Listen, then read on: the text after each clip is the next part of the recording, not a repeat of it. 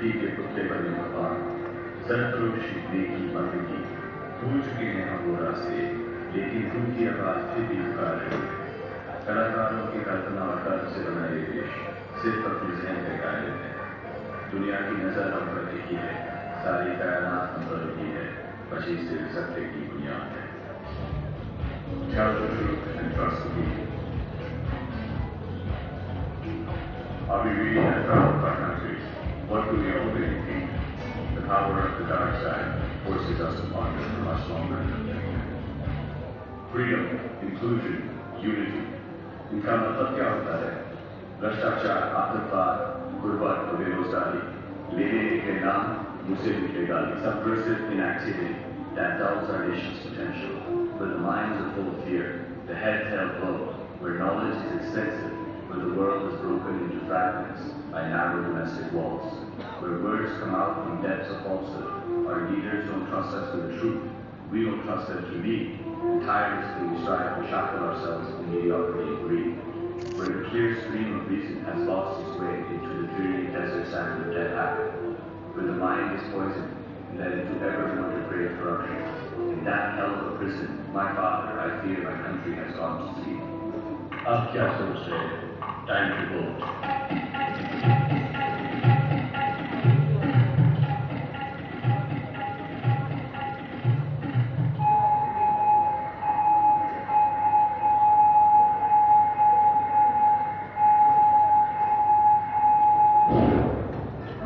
क्या बात है? आपको मालूम है दुनिया में हम सबसे खुश हैं। क्या थे 2009 में बाकी देशों से ज्यादा, और आज क्या आप बोल सकते हैं कि आप खुश हैं? Are you satisfied?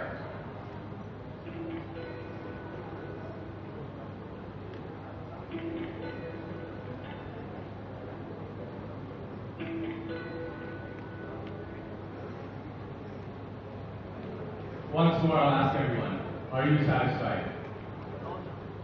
I hope you understood the motivation and the intent of that video, which is basically to try and show that, I strongly feel that this is a country where there's lots of very amazing things happening, and it's the greatest country in the world, and at the same time, the opposite of that is also true. It's also true. You've got Sub-Saharan Africa, some of the worst poverty, the most terrible situations in the world existing in our country. You can't deny it. That's why we call it India and Bharat, the two countries. So we have to somehow appreciate that. And also what that video shows you is that we're one of the most optimistic nations in the world. This is a survey that's done by Pew in lots of countries. And on average, whether it's America, whether it's Iran, whether it's China, whether it's Pakistan, on average, most people, 20, 30, 40% say that they're satisfied, most people are not that satisfied. In our country, we're only second to China. And China, as you know, is a different political system. So this is something to keep in mind. So I just wanted to very quickly, before we go into Desai and Destiny, just give a quick introduction to my own destiny. So I was born here in Delhi in 1980. I lived here till I was 10. You may be able to tell from my accent that when I got older, I moved. I spent half of my life living in New York. My dad was a diplomat, so I went to the UN school there. I then decided to become, successful. I wanted to be successful, so I went to study business. I wanted to make much more than 20 lakhs in a month, not a year. However, I realized later on in my life that I'm also interested in social change, in development, doing something interesting. I studied international relations. I worked in the private sector as well as in the public sector. You can just kind of go through all of that. And at the end of it, I came back and started a company called What's Up Bharat. So What's Up Bharat, I'm not going to talk much about it. It's a social enterprise. It's a company that is building a social network for young people, for the motivated youth of India, and an inclusive platform for different young people who want to get involved in social issues, and specifically by leveraging the power of arts, by leveraging the power of painting, photography, digital media, design, music, and using art as a medium to actually reach out to more people. So we have a very simple tagline, Kala Kalpana Karna, art, ideas, action. And we have three businesses. We're an arts business, We are a media business, which is the website, and we are events business, program business. And we also say this is a three-step process for any young person. First is you need to be inspired. In order to be inspired, art can sometimes be helpful, right? Second is to not be interested in an issue, like let's say corruption, or gender, foreign policy, or environment. The second issue is then you have to know something about it. So you need to be engaged. That's the media. And of course now I'm engaged. You've inspired me, you've given me some media, some polling. Now I want to do something about it. So then we partner with NGOs. So that's just a very quick background to myself. So now, like some of the other speakers here, I just want to, in a very sort of maybe overly simplistic way, and I apologize, I'm not a psychologist or a trained, anything, basically social scientist, that's a study, but I do like to think about psychology, and I do like to think about people and humanism in a very simple way. I've tried to basically break this down, and forgive me if it's a bit provocative and blunt, but I've tried to communicate it so that it can be accessible and understood to students. What is desire? When I was growing up in New York, I was told that there's three basic things that a young person can want. Money, power, respect. In short, some people want to be rich, some people want power, some people want to be famous, right? So that's obvious, but accept it. What's another big aspect of desire? Right? Sex. Sex sells. So again, it's something which, what's the first thing you think of when you think of desire? Carnal desire. All these bad things. So I think that's what I think of, that all human beings have these desires. Can we accept it? What can we make of it? How do we think about it? That's what I want to put out there. Now, also, when you're thinking about the topic of desire and what do different human beings want, the question of psychology. We all know about different moods. You can be happy, angry, sad. That affects on how you think. But if you just go ahead one slide, just go next. Some of you guys may have heard about personality type. This is a very basic sort of metric. I would encourage you guys to look this up. Different people have different personalities. So if you're an idealist, for Gandhiji, what was his desire? He had very noble desires, right? He wanted something for his country. What was the desire of maybe one of the artisans? Creativity. So it's kind of what you value, maybe. What is it that's important to you? Is rationality important? Is security important? Finally, just go ahead to one more slide. It's also important to realize that all of this stuff that we're talking, all of us are sitting here in this room, we're all very fortunate, we're all kind of, if you think about Maslow's hierarchy of needs and the larger sort of scenario that we operate in, desire is also a function of what you already have, right? So a guy who has no food, no clothing, no shelter, nothing, his desire is just to have that basic stuff, right? Once you have that first level of income, then we talk about safety needs, then psychological needs, then social needs. This actually gets us to the point that I want to think about destiny, right? We're fortunate that we can actually sit here and talk about desire. But what about those people at the bottom of the economic pyramid? So we all know about the economic pyramid in India. So this is just the actual numbers and stats. I'm not going to take you through all of this. It's just something to think about. And what about all the people sitting there at the bottom? Specifically, India is actually going through a change now. India is no longer kind of a poor nation. I think it's much more accurate to call us a middle income nation. And if you look at some of the numbers here, you can see that something like 50% of the population of this country, to be more precise, 470 million people, are now considered in the emerging middle. So it's not this kind of middle class, lower middle class, upper middle class, but this is really what's happening in India. So what is our destiny as individuals, as a people? I would like for you guys to start thinking of that in an integrated way. Your destiny is not alone, right? You're born into a certain family, you're born into a certain socioeconomic group, you're born into a certain country. So are you proud of that or are you disappointed in that? So I think our destiny and our desire can be linked in that way. And then of course finally, speaking of our country, Hindu religion, this was mentioned before as well. Of course we can't talk about destiny without also appreciating and at least acknowledging the idea of karma, that you find in different ways. But what you do in your current life determines your future evolution of your soul. So you should be good. And of course, which is not a bad idea, but then the associated idea, which is quite bad, I could say, or dangerous, which is the idea of caste or communalism. hierarchies, which is something which is built into our system, right? So people often in India will say that, look, this is my destiny. It's my destiny to be poor, or it's my destiny to be rich, because that's just what my father was. Now the young people of India, I think, are fantastic because they reject this notion.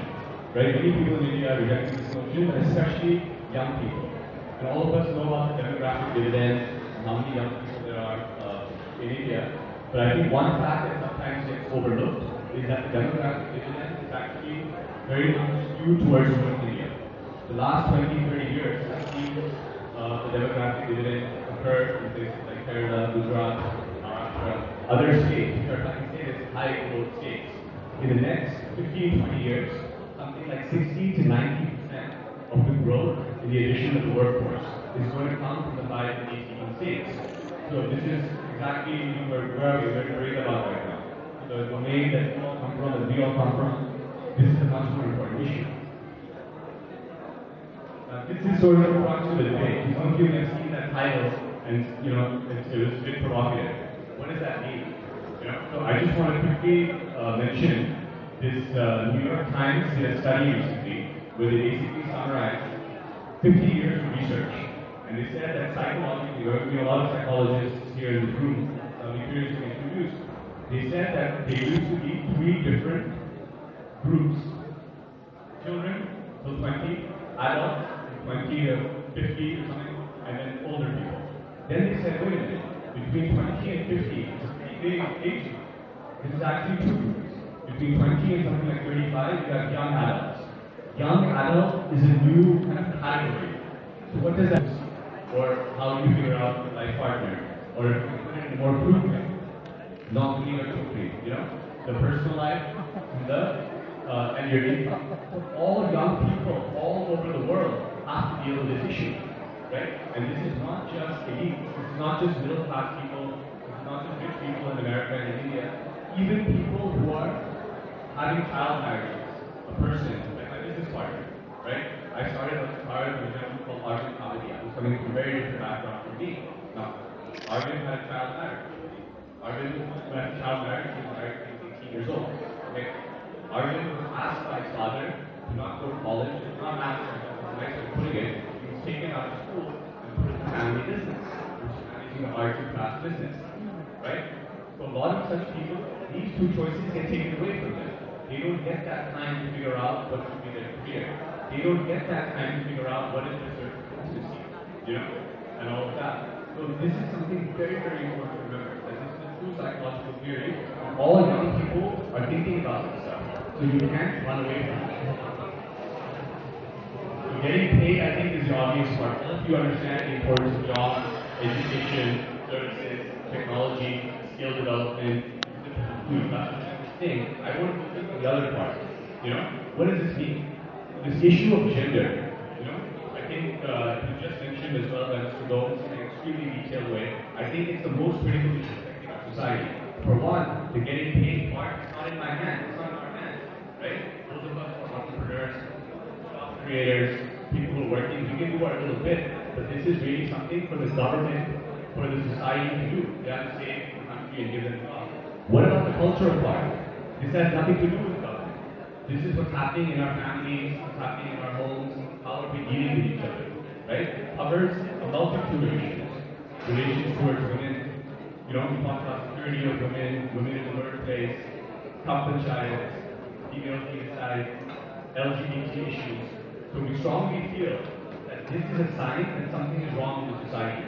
And relations between people can truly have to be improved. This is the most basic signal of it. So I just want to show you a short 1-minute video on this issue of gender, which tries to explain what does this really mean. It's a story of the life of a girl in India from her birth till when she becomes a mom, and it just tries to show you what it means to be a girl in India.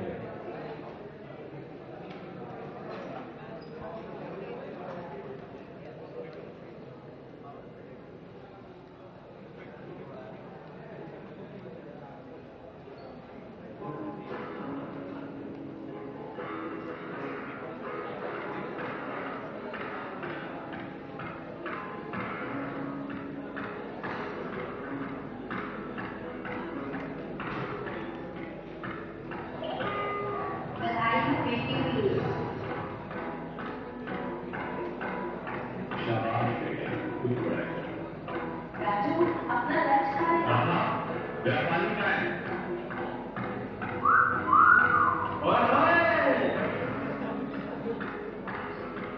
दादा मेरा खाना अब तक तैयार नहीं हुआ इसकी तो जल्दी शादी कर देनी चाहिए सदा सुखी रहो मेरे बाप ने कुछ दहेज भी नहीं दिया चलो जल्दी से खोजा दे दे बेटा नहीं होना चाहिए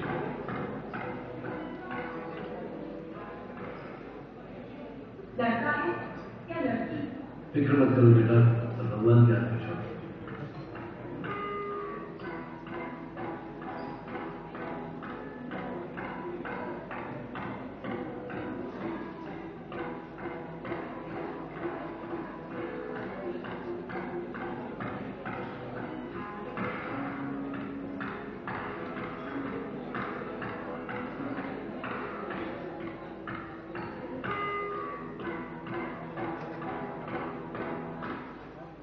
So you get an idea, you know, that these are a lot of very, very powerful issues. And just to give you the context of where that came from, we do a lot of work with different NGOs, work in these fields.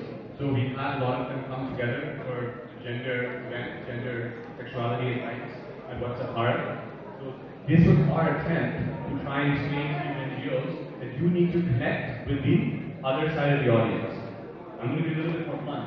Many of these NGOs exclusively of women, and they spend a lot of their time talking about that. Look, you know, the men of Delhi need to be explained that you know that they need to behave in a better way. Women should be able to wear whatever they want, and so on and so forth. Of course, I agree with that, but they're only discussing amongst themselves, and they're only kind of yelling and complaining.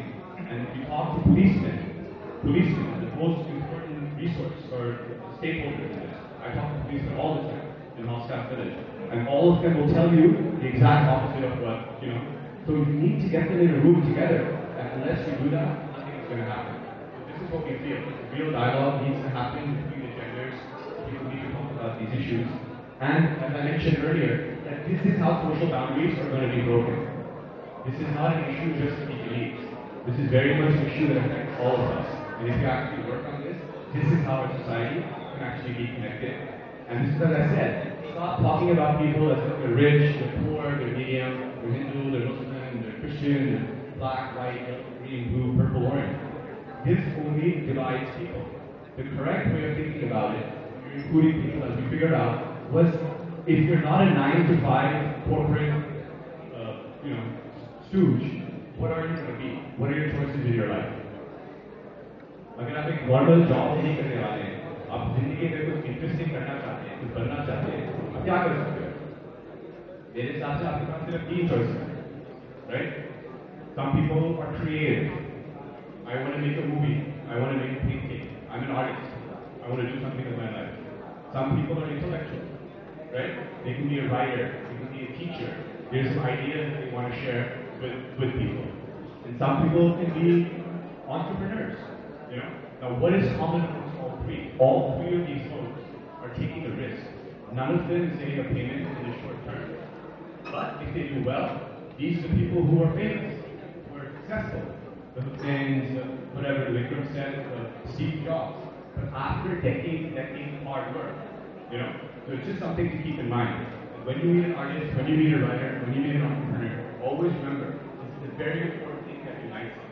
That these are the actual motivated people of our society.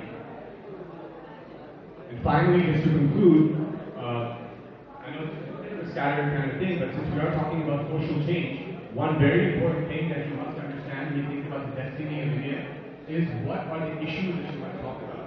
We're often jumping from issue to issue. One of the ideas behind that gender thing was to show you that all of these different issues are linked under gender. When you talk about so many of those things that we talk about. Similarly, under governance, we have so many things. You have India against corruption, national governance, national politics, local governance, which is so important. So it's a systemic kind of an effort. Similarly, environment. So it's only through a series of discussions which happen over days, months, weeks, years, and a collection of effort. Someone is talking about water, someone is talking about land, someone is talking about air, someone is talking about something else. Only when that stuff starts happening together, and it's aggregated under an environment initiative, can the real insights come out. And the final slide is, this is what we're proposing to do about it. This is what WhatsApp Bharat basically is. So it's basically a database that says, on all of these questions, on all of these issues, we're going to create questions and surveys. What do people think about women, about different religions, about different social issues? You answer these questions, and if you get the data yourself, you can see the charts, the results, and actually see what Indians or different people are saying and analyze it. So this is kind of my views on this topic in a nutshell. I apologize for sort of going through it in a bit of a very fast-paced way, but I did want to put these ideas out there. And if you indulge me for one more minute, I do have one final video which I wanted to show you. Just go ahead on the slide. And guys in the back, can I ask everyone to stand up, please? And the reason for that is because the soundtrack to this song is our national anthem. And just to give you the background on this song, as you're watching, as you're watching that video, just think about these two questions. What is my desire? What is my destiny? Try to link your own individual life to what is happening in your country. Okay. This video was made 1 year ago on the Independence Day of India, August 15, 2011, just when the IAC was launching its campaign. It's not a promo video for the IAC by any stretch of the imagination. Of course, people identify with it. It's the scene from the Dharasana Salt Works March when Gandhiji was arrested during the freedom struggle, when he said, I'm going to go to Dharasana and make salt. And the British arrested him, saying that now the Indian people are going to go crazy and start being violent. And Maulana Azad and Sarojini Naidu led a very famous march on that salt works. And it shows you what happens. And the text is only quotes by Gandhiji. So I think this is a great way to end this discussion. What is our destiny? What is our desire? And just listen to the words